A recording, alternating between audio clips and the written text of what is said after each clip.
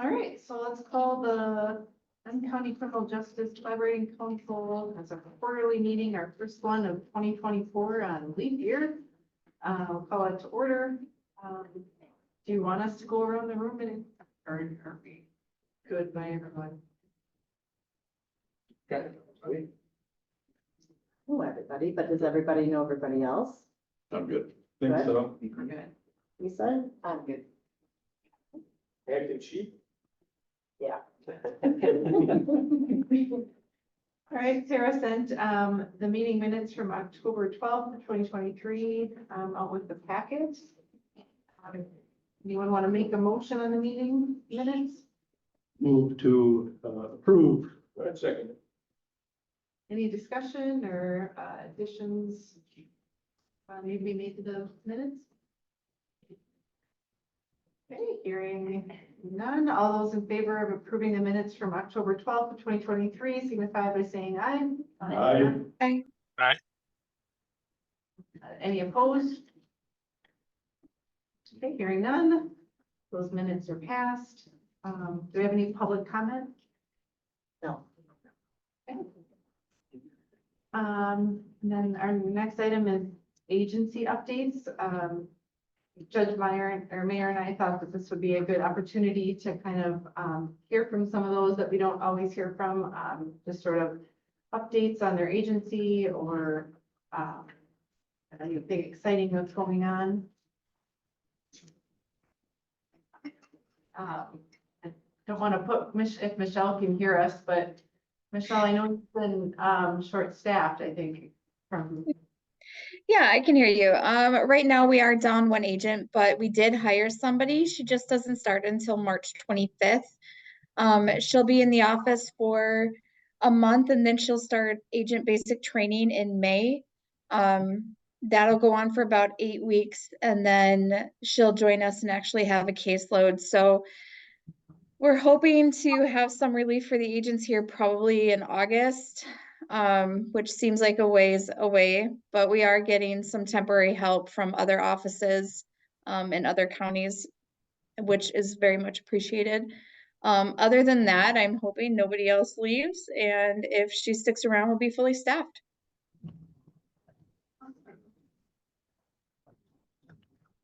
Thanks. I know I've seen some PSIs from other agents, and so it's worked out well, so I'm glad you have some help there. Anyone else have anything to share? Updates?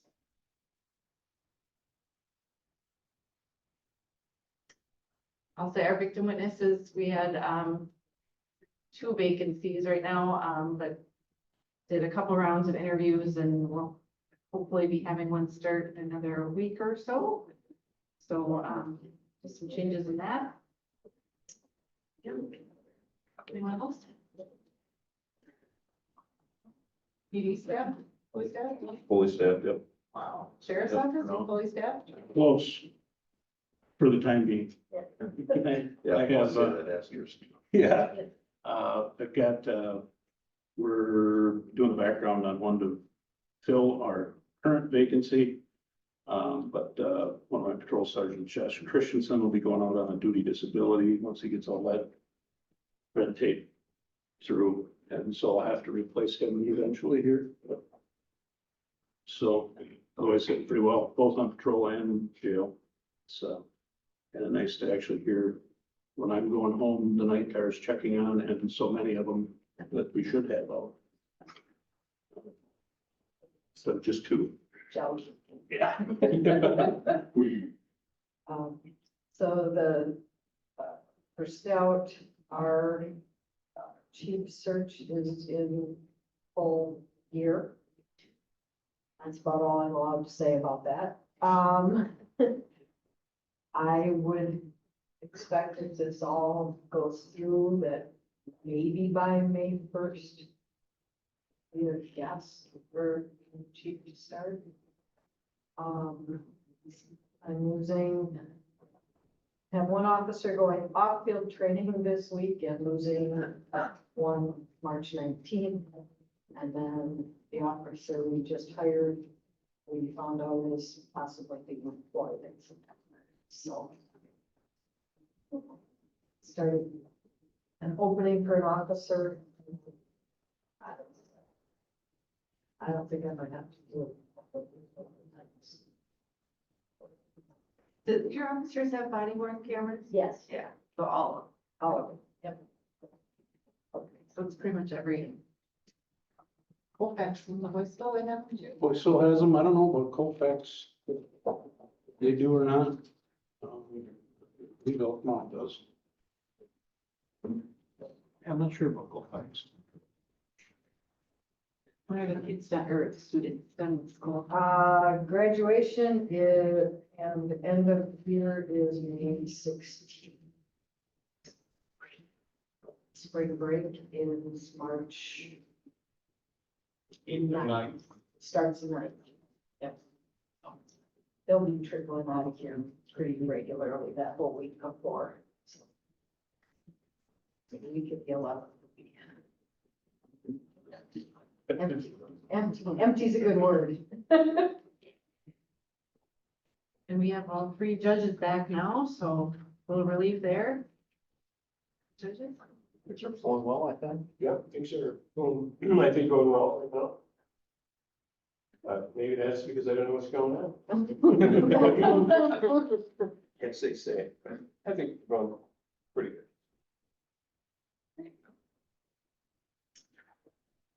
Okay. Allison, do you have anything to share? We're just going through agency updates. Nothing for me. Okay.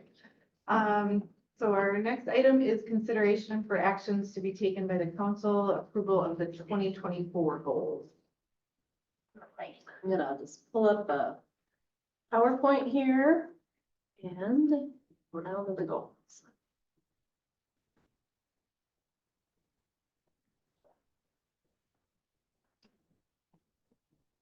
Michelle, can you see that okay, or? Yeah. Okay. All right.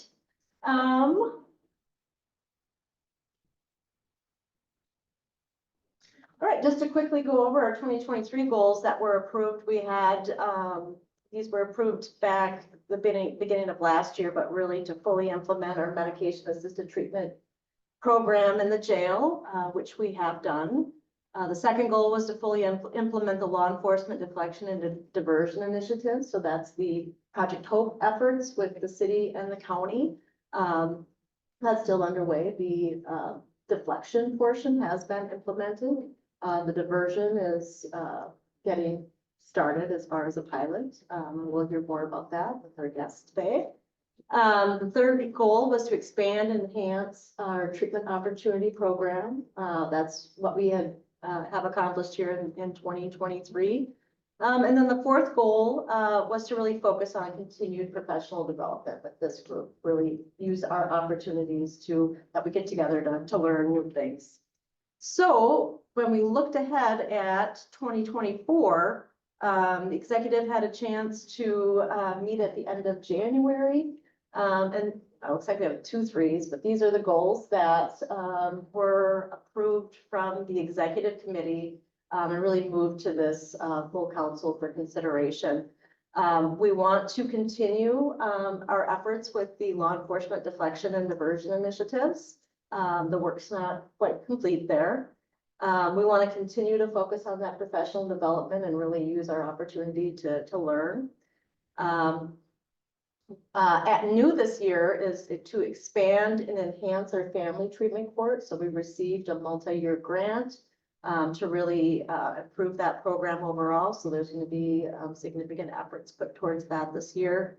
And then the fourth one is to, it's not fully implement, it's to sustain the medication and treatment and jail program. That program has been up and running and implemented, but the funding sources are going to be ending this September for that program. So was advised that we put that on for a goal, and that really is to sustain. I was hoping that I could just update this really quickly. So those are the proposed goals for discussion and possible approval.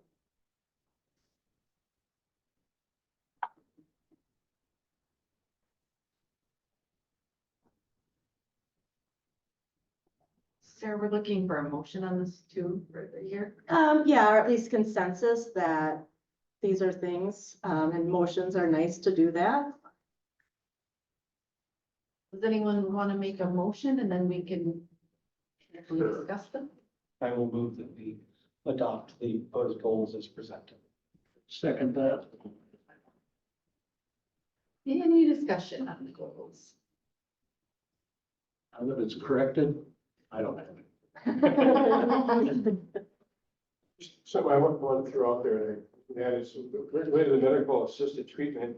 And it came up in our report this last week that one of the persons who's been on M18 has been fairly effective for them.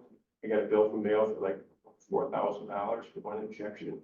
One injection of Vivitrol is really, really expensive. And I don't know how much we spend on that, but people that need it are probably the least likely to be able to afford it. But it's just unbelievable how expensive that is. That's right. I mean, that's a one injection. So, For those that are on Badger Care covers it, but if you are working and don't qualify for Badger Care because you're making a sustainable, self-sustaining wage, you have insurance that's out there on the market, and that doesn't always pay for Vivitrol.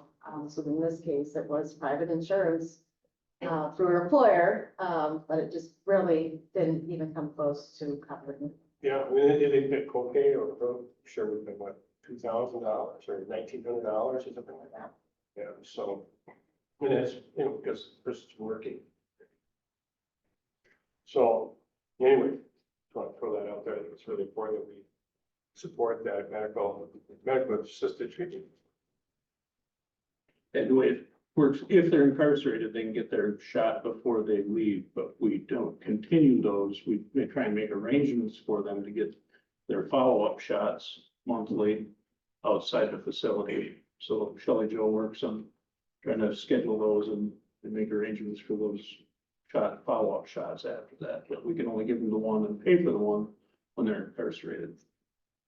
They get one usually about a week before they leave the facility.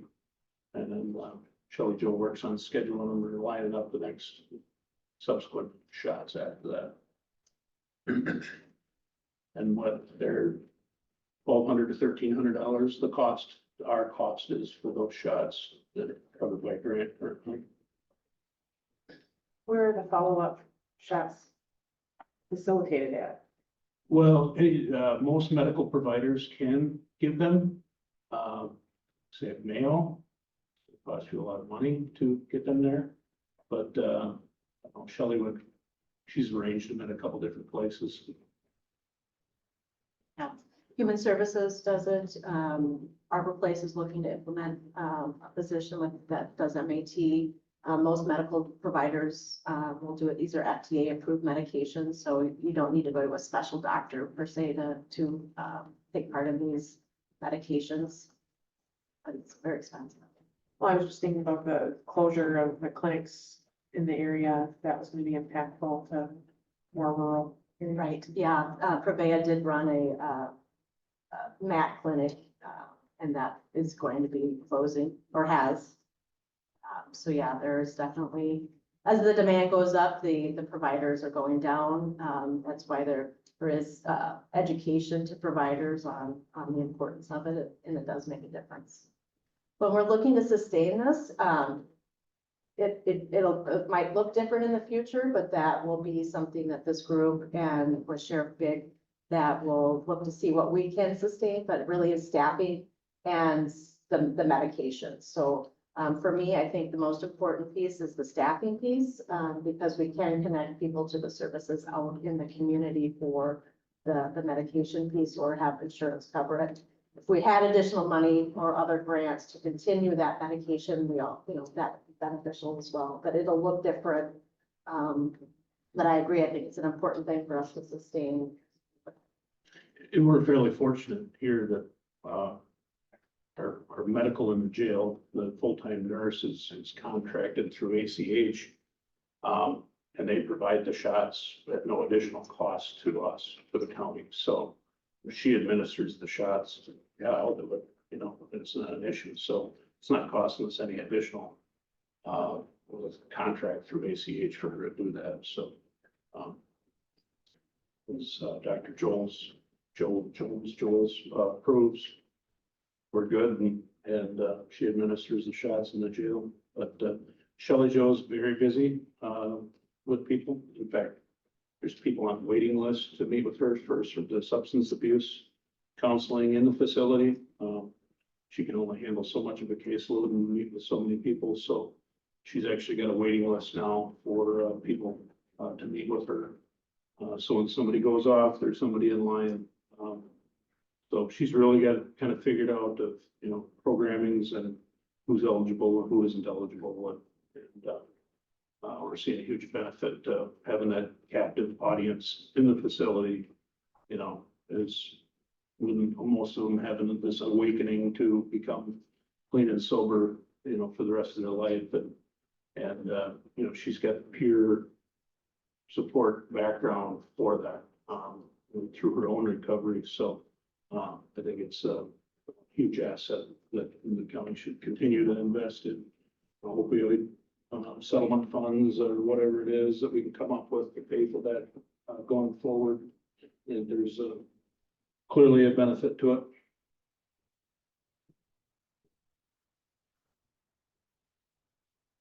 Generally, how long does a one shot last?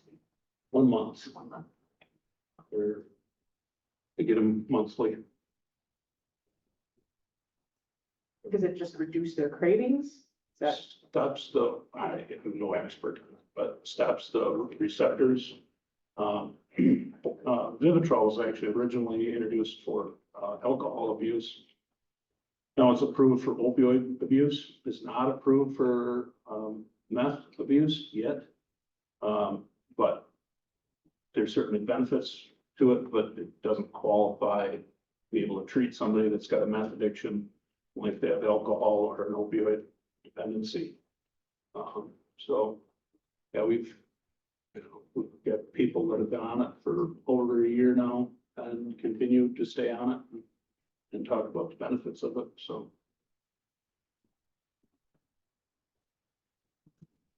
Any other discussion on the goals for 2024?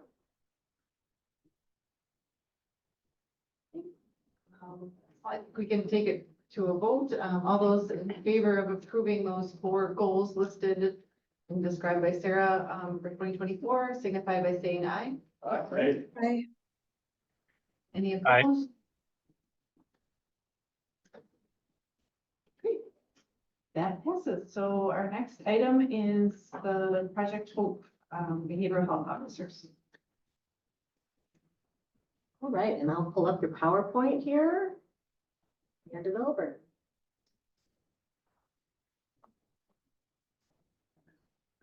I'm first. Okay. So Project Hope, as far as what's been happening over 2023 into 2024, like Sarah said earlier, we've been working pretty heavily with the deflection initiatives. So the Angels of Red Cedar and the quick response team have been out there. I would say the Angels of Red Cedar has not been, we'll get into this in a little bit with statistics, but has not been widely utilized, which is the referral pathway.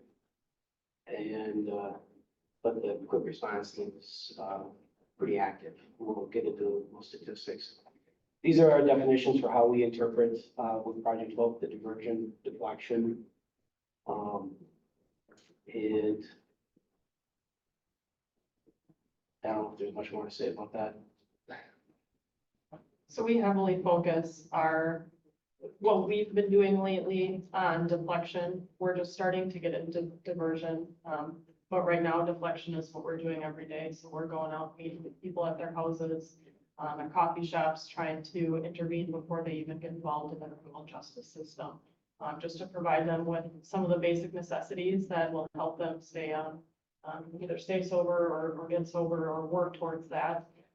So, we're assisting with housing, we're assisting with cell phones, things like that, to just kind of give them the resources to continue to better themselves. There's no requirements for for working with us. We just complete intake with them, which essentially gives us an idea of how we can best serve them.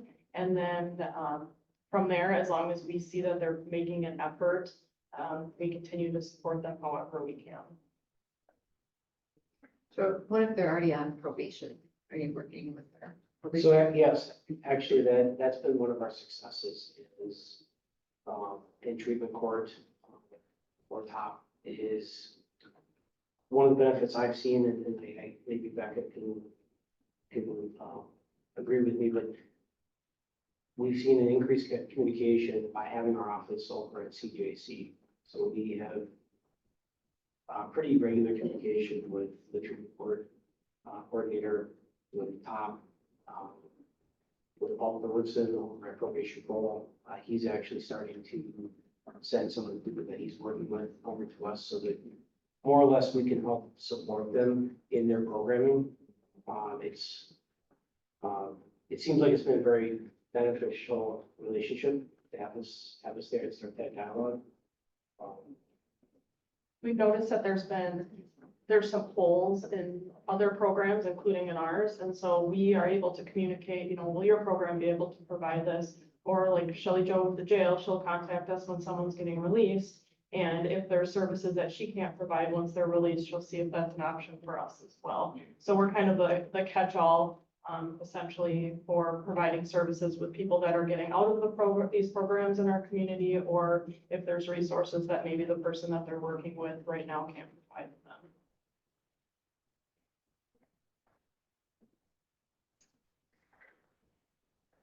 I don't know if I'm on the right slide. Yeah, so we didn't really have a chance to rehearse as far as what we were gonna talk about. Becca did a great job putting these together as a consolidated from a presentation we did at a conference, but we talked about the Angel of Red Cedar and the quick response team. With the quick response team, way we identify people is by reviewing calls for service that the patrol officers are going out on, or law enforcement calls for service. There is an option within the EMS realm, because they have their own separate reporting system, where they can check a box, and then our two firefighter liaisons can then bring that individual's information to us. So trying to streamline the process for how what's happening out on the street 24/7, can come and be directed to us. We try to make it simple, efficient, but it's not often utilized. A lot of times it's more word of mouth or email, or just a conversation in passing with another officer.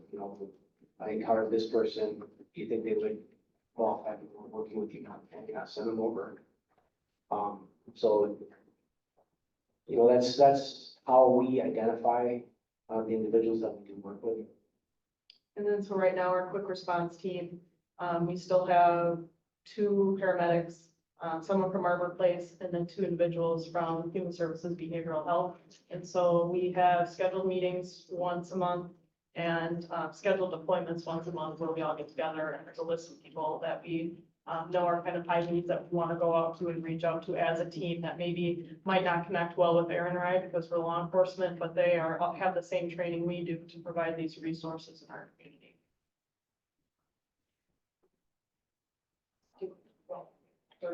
Yeah, if you want to go back to diversion. So, just this month, actually, 2 weeks ago, we kicked off what we refer to as an officer-led diversion.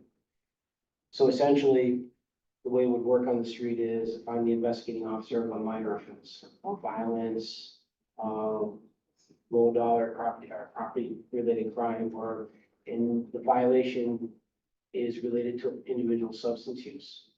The officer can choose to do this diversion program, which in essence routes that person to Becca and I.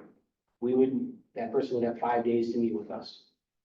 And then after, when we meet with them, then we would assign responsibilities and tasks for them to complete.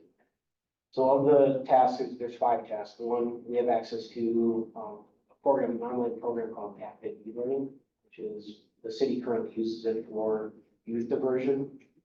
And Advent E-Learning has two different classes, lengths. There's a 4-hour class and an 8-hour class. Through the state grant that Sarah monitors and manages, we're able to pay for those classes. And so we would assign an online class. If there's any property-related violation, they would need to make it right with the victim before we move forward with the rest of the programming. They would have to, we would be able to send a referral to our workplace and for an AODA assessment. We have a portal access, so I don't need anybody to get back to me on whether or not they completed the assessment. They would be on that portal.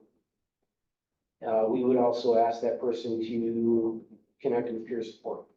There's a couple of options for peer support. We have a texting service that our workplace was able to link us into, and we're also utilizing Kaleidoscope. And the last option is a connection to a some type of community organization. So volunteering at stepping stone, volunteering at community society, getting involved in a church, some other civic organization, to try to engage them in the community and bring purpose to a person's life. So if the person would have 3 months to complete those requirements. If they complete the requirements, then there is no charge that ultimately goes forward. If there's a failure along the way or they don't complete the requirements, then the incident gets basically kicked back to the investigating officer. They complete their original report and citation or arrest paperwork and forward it to the appropriate prosecuting office for a summons court. So ideally, the concept is that if their person is screened right, finishes the program, gets engaged, that they don't have this on their criminal record. And it doesn't get into CCAP, it doesn't affect the individual's requirement to have ever been convicted of a crime as they move forward with housing or with job applications. So again, I just kicked off. We have no participants yet. And there's specific crimes that are included in this. I mean, we're not going to have on-site trips or things like that kind of work into diversion. They're very minor offenses. So we're piloting in the city of Menominee. And then once we see how that goes, potentially moving it to the county, we just run into issues with jurisdictions and involved villages and things like that. That would add another complicated layer. So we're going to see how it goes in Menominee. So I don't know how many numbers to expect. We have budgeted for 100 classes. But quite frankly, because many of the people that we work with are on probation, they're out on bond, those people would not qualify because these violations impact their status with that type of program. So, so quite honestly, I don't know what to expect when it comes to how many participants are going to come forward or be able to route into this officer-led diversion option.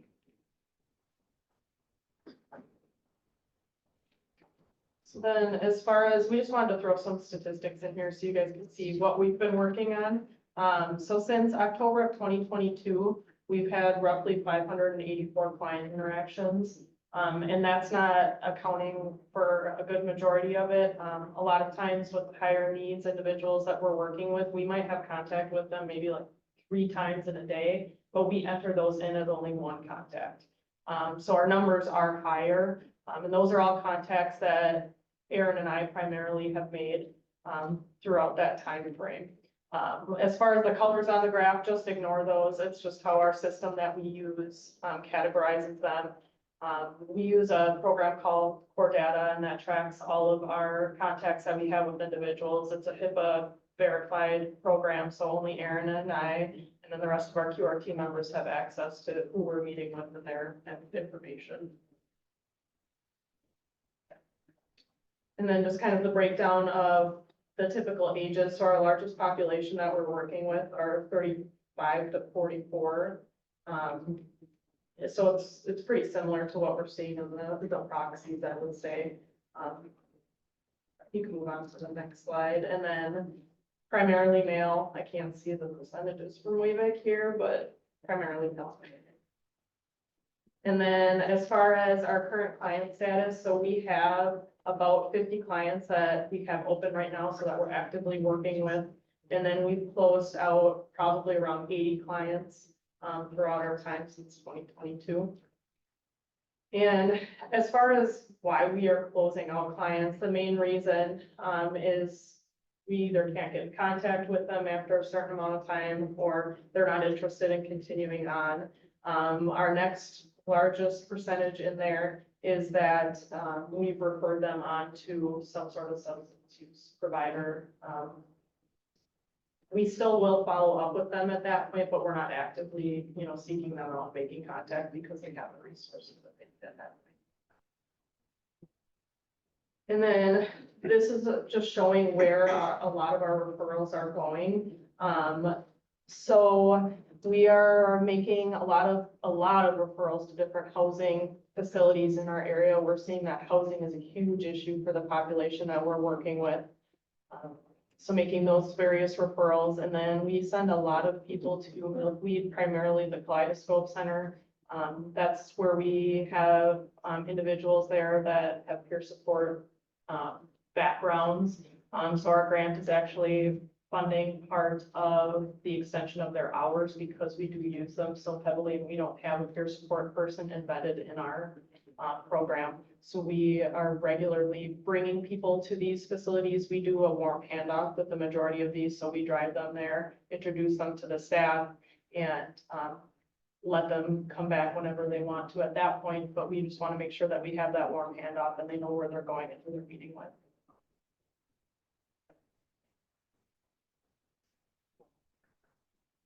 And then as far as our day-to-day, it varies a lot, but typically what we're doing is we come in, we look at our previous CADs from the night before or the weekend before to see if there's anyone that we need to follow up with, where maybe there was an overdose or another crime that was committed because of someone's substance use.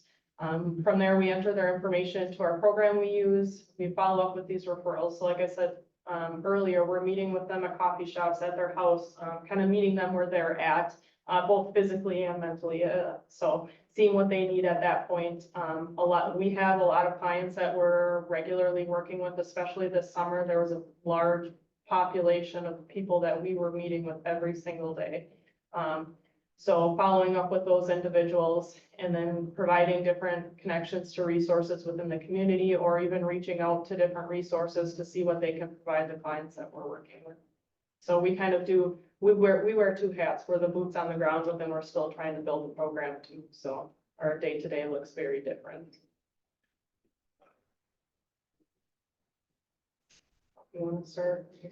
Sure. So basically, we were able to obtain a storage unit through American Patriot Storage. It's just one of the small units, but with the closure of the C3 Center, had a lot of people ask us, well, can we get some clothing, or can we get blankets, or can we get some supplies? And so community's been very generous. We've been able to collect some clothing for both children and adults. We have them present this small storage unit. Some of our extra supplies go up there. We keep the supply blankets. We each have keys for this, but we've also made patrol, or allowed access to patrols through our patrol supervision. So trying to make it available to those people that might be in need outside the hours that back in the working.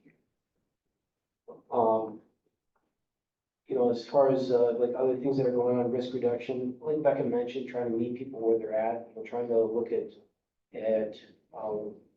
the behaviors that they're currently engaged in, trying to help them basically live a safer life. How can we keep you alive today, so that if you're not ready for treatment today and willing to make better choices, how to keep you alive long enough to live tomorrow is the day you start making changes. Getting out to community events. So we've done PR events. We have some really nice tent and some literature and stuff. I did bring flyers for some of the stuff that we hand up, but we were able, last year, we were able to get out to Walmart and some of the community events to showcase what we're doing. But in addition to that, we're starting to connect at Karen House, so we're at Karen House quite a bit. But regarding this, as a team, we're trying to get our team involved to go serve a meal and build those relationships, for people who are struggling that often have a perceived negative encounter with law enforcement. We talked a lot about Kaleidoscope. I can't emphasize how beneficial Kaleidoscope is for our community. From what I hear from Kaleidoscope, the numbers are growing, the need is there, the warm handoffs are going really, really well. It's a great resource. And they've requested that, so Aaron and I will be there once a week, scheduled at the same time. We'll be bringing Rookie, our emotional support canine over with us. They really value having us there, and we value, I mean, we bring more people there than anywhere else. They are a phenomenal resource in our community. The bullet point there for wraparound services, we talked a lot about just bringing people to these resources, and it seems to go really, really well where, we develop that initial rapport. They're willing to get in the car with us and go to these sites. We meet with people at the Bridge to Hope, and in turn, we're starting to get referrals back to us from these programs. So it's building that communication. Housing assistance is really difficult. Through the grant, we're able to assist some people who might be struggling with, if they're able to find a place. 'Cause that's some of the biggest challenge, but then many of them, don't have the financial means, so we're able to support them in an emergency. So one individual is, that we provide assistance to is basically receiving treatment. Because he's receiving treatment inpatient, he can't work to pay for his apartment. So we've been able to help sustain his apartment so that he doesn't have to take that mental burden of what's going to happen to his apartment off his mind, and he can focus on treatment. Another individual is actively seeking employment and is struggling to find that employment, but yet his rent is due. So we're able to support that, and we can verify that he's making that effort to find that employment. Programs around the state, we're requesting info, so I didn't keep track exactly how many places have reached out to us, but I've had conversations with several sites across the state that are interested in what we're doing. But in addition to that, Door County came and shadowed with us earlier this month and spent 2 days kind of looking at what we do, the resources that we utilize, and how we run our program. They're looking at a co-responder model embedding mental health with law enforcement or first responder. And if we were able to develop that in the future, we might utilize them as a model. How do they move forward? So trying to build more of that cooperative relationships across the state of what's working.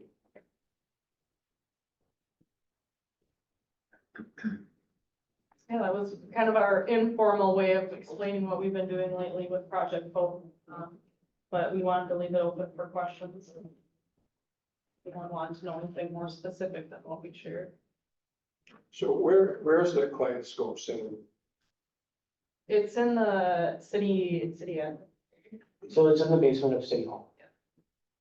And I think Kaleidoscope ideally would like to have their own site. But again, it's difficult. Like funding is always a struggle. So right now they have a very nice site down in the basement. So, I would highly encourage people to go visit and see what they offer there.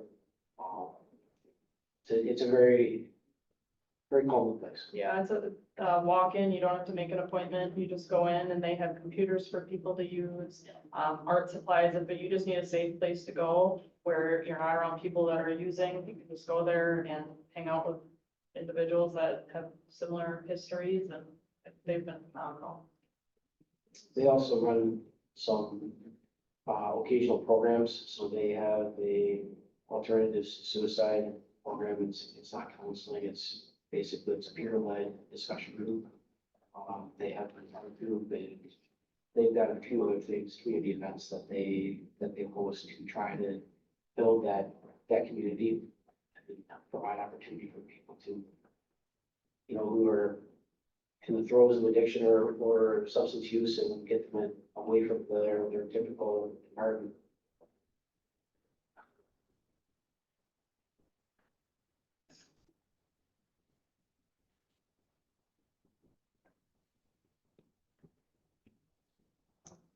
Another question, you're on your logo, I can't, tell what that is here.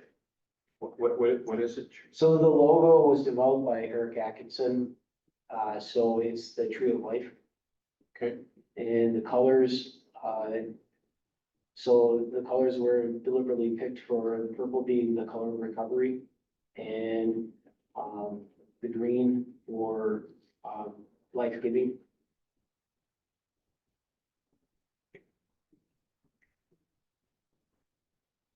So your data is stored in core data, is it also entered in the whatever systems? No. No. It's there.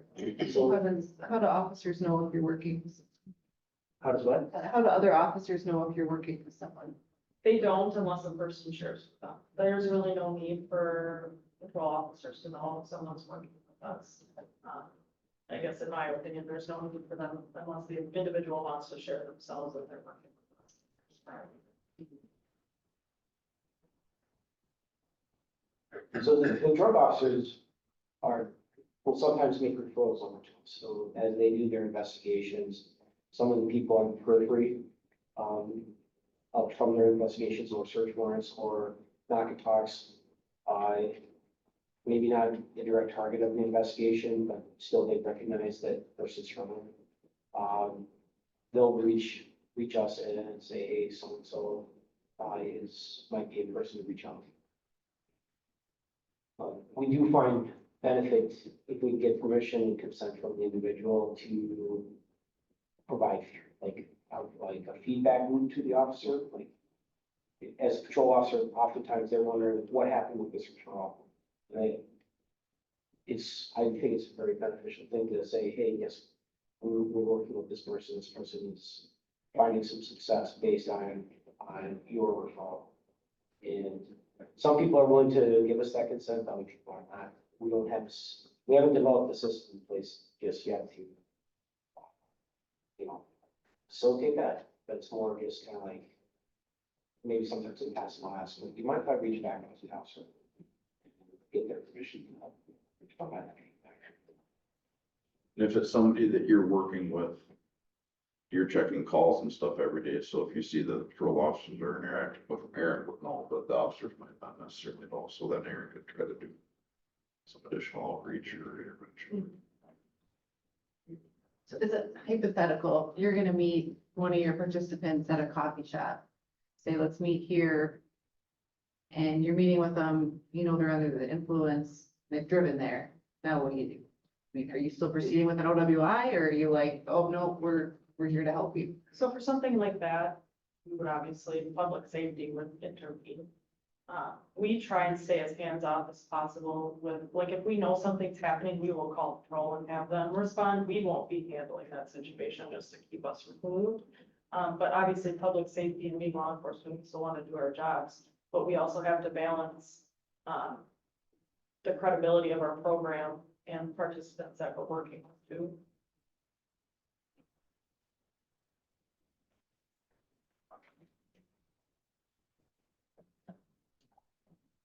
Is there a limit on how many times, I don't know if it's a program or it's still like get deflected, I guess? So with deflection, no. With diversion, yes. So part of the diversion, meaning they have a violation that they've committed, then they won't be eligible for another diversion until like 3 years lapses.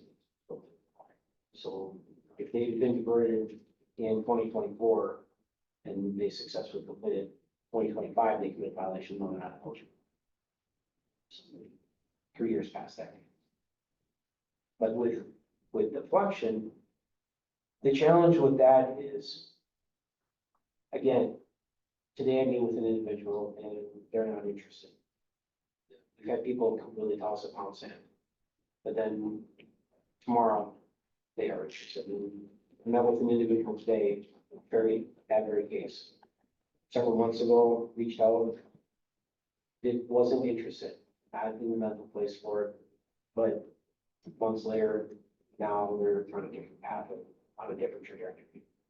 So I think we're not gonna just sit here and, you know, throw our time over and over and over, but at the same time, like, it's not costing us to just connect with the individual. Say, hey, where are you at today? If that's answering your question. Yeah, because we don't provide any direct services in deflection, we're just essentially helping them and making referrals to other services in our community, so it's, we're not losing anything by reaching out to them all the times. What about like AA or NA? Are you using them? Yes. So I've driven people to, Download Club, bring people to Glasgow, bring people to Harbor Place. I've driven people to job centers, driven people to job sites to pick up applications. Trying to, you know, these people that either they don't have their own transportation on a vehicle, or if they don't have a license, try to help them avoid that citation so that they get with the problem. And it's really what they want to. I mean, we have people that don't like NA or AA model that they have, so we suggest smart recoveries. We don't like force anything on them. It's really their decision where they want to go and what they want to do.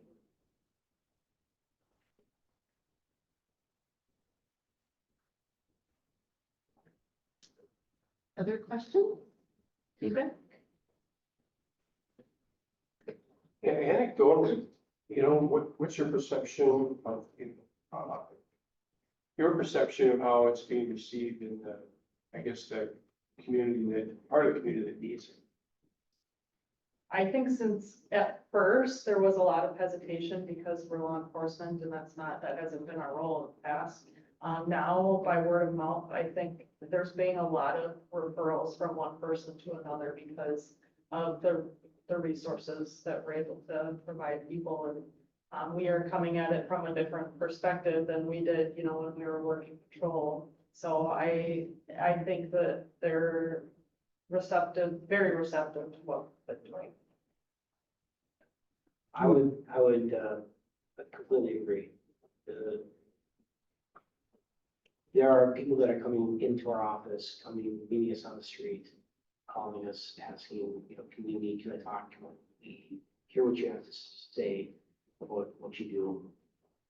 Community-wide, hearing nothing but positive feedback. And was it last weekend, Brian and I did a presentation at the library for community conversations. And close to 30 people attended, lots of good questions, a lot of feedback. Essentially saying, you know, it's a good program. Or that they didn't know that our community had this program. When we were out at Walmart this summer, we had so many people coming up to us just saying that they didn't know that this program existed and they wish that, you know, their family member would have had access to this before they overdosed. So it's been very humbling for us to be out there doing this. I think we kind of anticipated some of those initial hurdles, that people would be resistant to it because of law enforcement, but yeah. I think more than anything, we have had more resistance from law enforcement themselves, just because this isn't our primary role, and so it's been a big hurdle to overcome that, but I think people are starting to see the benefit of having us out there. Yeah, I remember just one time when you came into a treatment court session, you could see how they were about to be nervous.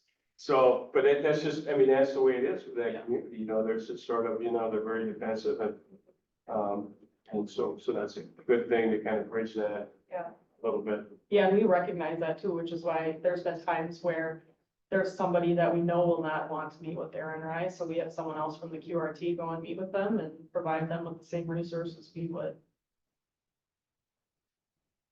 I would just add that both Becca and Aaron are part of the state committees that are working on deflection and diversion, law enforcement led deflection diversion standards and performance measures. So we are one of the pilot sites in the state, so we're helping really shape what that looks like as far as what the state wants to support and the outcomes. So that's a work in progress. What's pretty neat about all the different sites is they're all different communities of different sizes, and they're doing things that make sense for their local communities.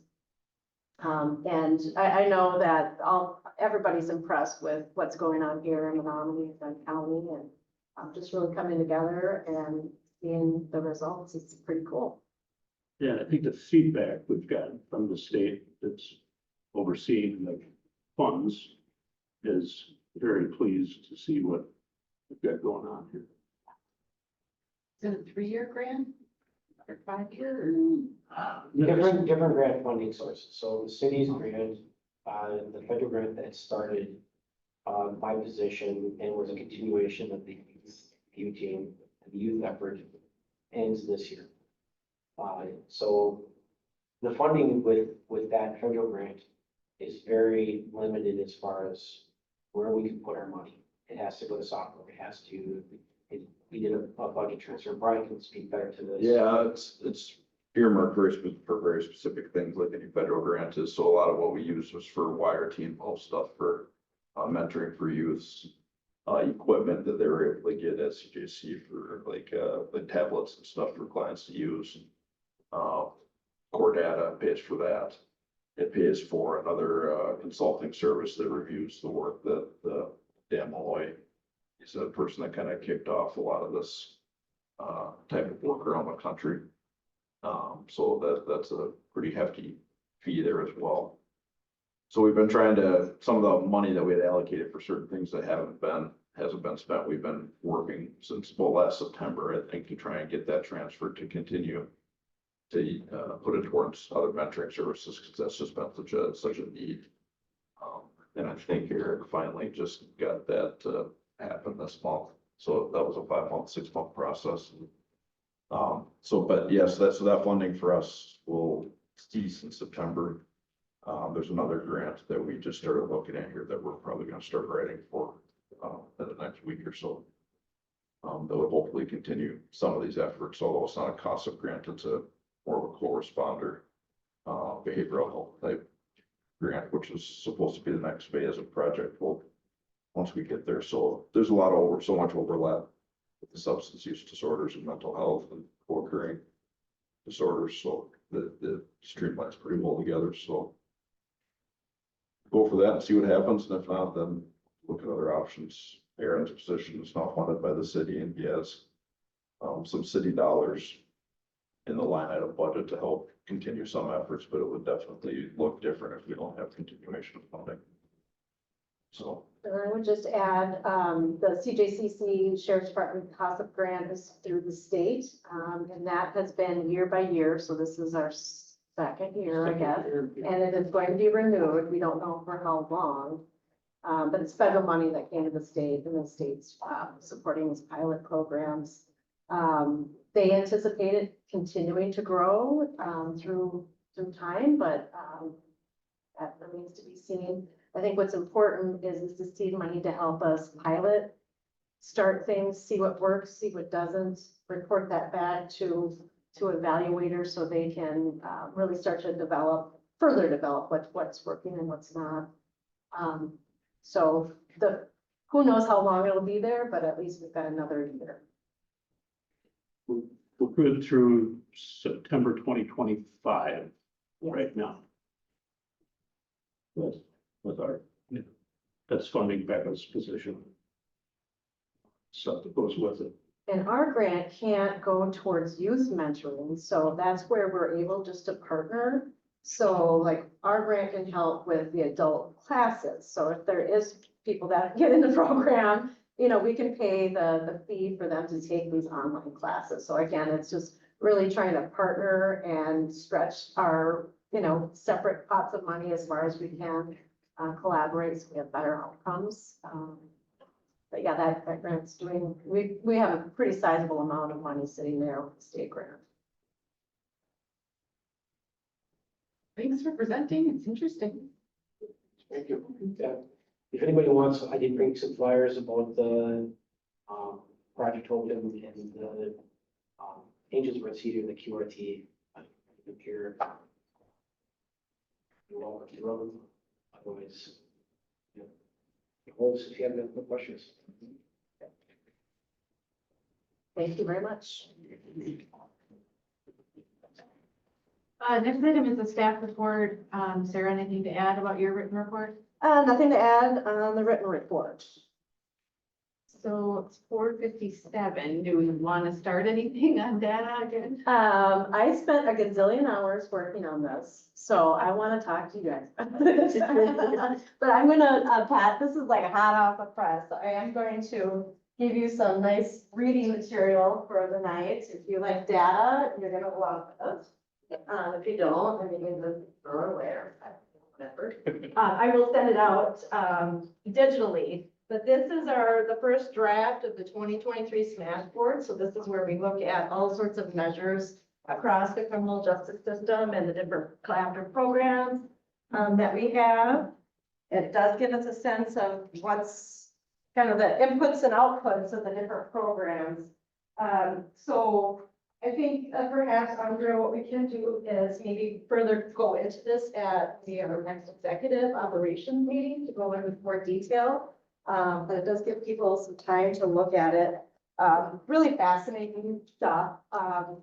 As I told, Commander Hagan, this is like the bread and butter that helps us get grants and funding.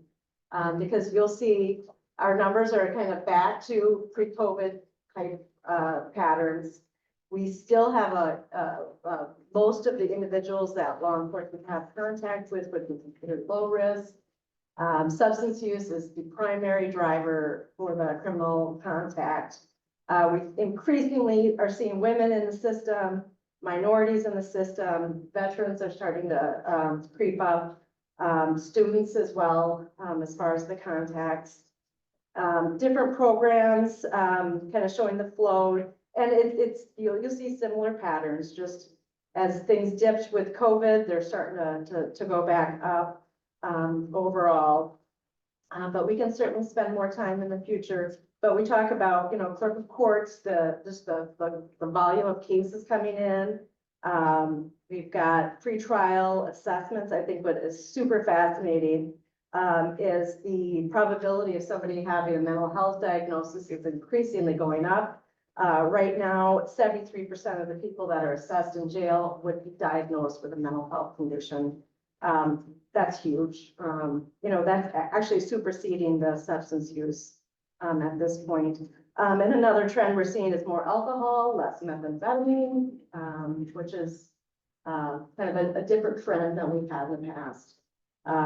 Opioids and heroin really are not much of players necessarily in as far as those coming into the criminal justice system, but we know that the lethality of that can be even higher than some other drugs and alcohol. We got the stats on the treatment in jail activities. This year it really is expanding to anybody that has a substance use issue in jail, so that's why Shelley Joe's so busy. We do have the treatment court, family treatment court numbers. Treatment court, we're at almost a record number of participants. The referrals, we implemented an earlier referral system, or referrals like doubled. Family treatment court struggling, referrals are down, census is down. As we mentioned, we got an enhancement grant, so we got quite a bit of work to do, the family treatment court realm. And then the last page has our project total deflection diversion numbers from the last couple of years, some of the activities we've been doing.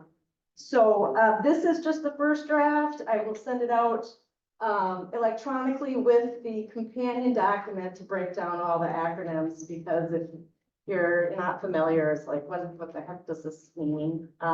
Yeah, so I'll send that out. If you see any errors or have any questions, I'd be happy to take that feedback, and more to come. Great, thank you for doing all that work, and we can discuss that further at future meetings. Next meeting is, executive and operations, March 27th or either April 3rd. We'll do that through Teams, and then our next large quarterly is May 30th. Anyone else have anything to add before we leave? Do I want to motion to adjourn again? So moved. Second. All those in favor? All right, thank you. You on.